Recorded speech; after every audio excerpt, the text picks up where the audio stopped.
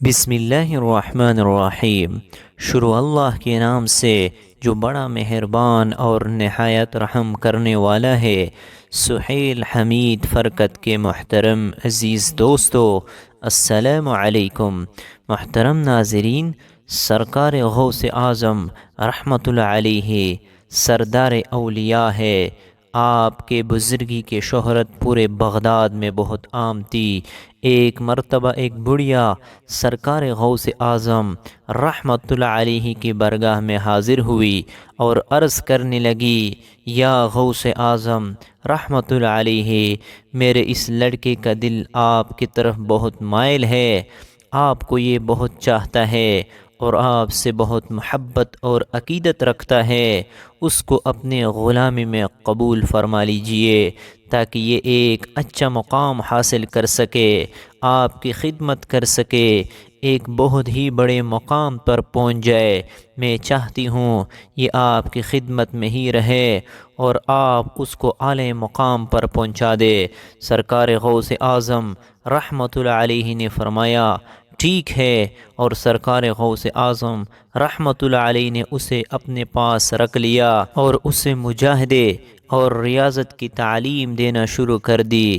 ریاضت میں بندے کو اپنے نفس پر قابو پانا ہوتا ہے، اپنے نفس کو مارنا ہوتا ہے، تو سرکار غوث اعظم رحمۃ اللہ علیہ کے حکم کے مطابق اس لڑکے کو جو کے سوکھے ٹکڑے دیے گئے اور اس پر اسے گزارا کرتا تھا۔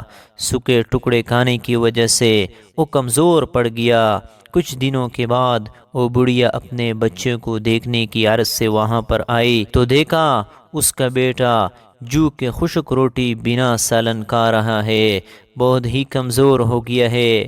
تو بڑھیا بہت حیران ہوئی کہ یہ میرے بچے کو کیا ہو گیا ہے، تو شکایت کرنے کے غرض سے سرکار غوث اعظم رحمۃ اللہ علیہ کے حجرے میں داخل ہوئی تو دیکھا کہ سرکار غوث اعظم رحمۃ اللہ علیہ پکی ہوئی مرغی کھا رہے ہیں اور ہڈیوں کو ایک برتن میں جمع فرماتے جا رہے ہیں۔ اس بڑھیا نے بڑے شکوے برے انداز میں عرض کیا، حضور آپ نے میرے بچے پر کوئی مہربانی نہیں فرمائی۔ حضور غوث اعظم رحمۃ اللہ علیہ نے فرمایا، او کیسے؟ تو بڑھیا بولی، واہ حضور، واہ حضور، آپ مرغی کا گوشت کھائے اور میرا بیٹا بغیر سالن کے جو کی روٹی کھائے، یہ کہاں کی شفقت اور مہربانی ہے؟ یہ آپ نے بہت ناانصافی کی، میرے بیٹے کو سوکھی روٹی کھلا رہے ہیں اور آپ یہاں پر مرغی کا گوشت کھا رہے ہیں۔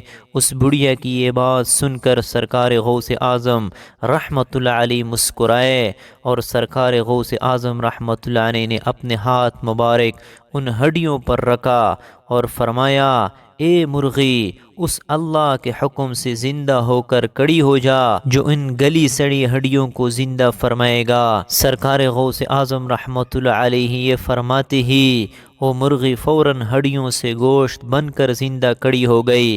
پھر سرکار غوث اعظم رحمۃ اللہ علیہ نے فرمایا، اے بڑھیا، جب تیرا بیٹا بھی اس مرتبے تک پہنچ جائے گا تو جو چاہے گا وہ کھائے گا، جو چاہے گا وہ کرے گا، لیکن پہلے اسے مجاہدے اور ریاضت تو کرنے دے۔ تو ہی تو کہتی تھی کہ اسے ایک اعلیٰ مقام تک پہنچانا ہے، تو اعلیٰ مقام پہ بنا مجاہدے اور بنا ریاضت کیسے پہنچ جائے گا؟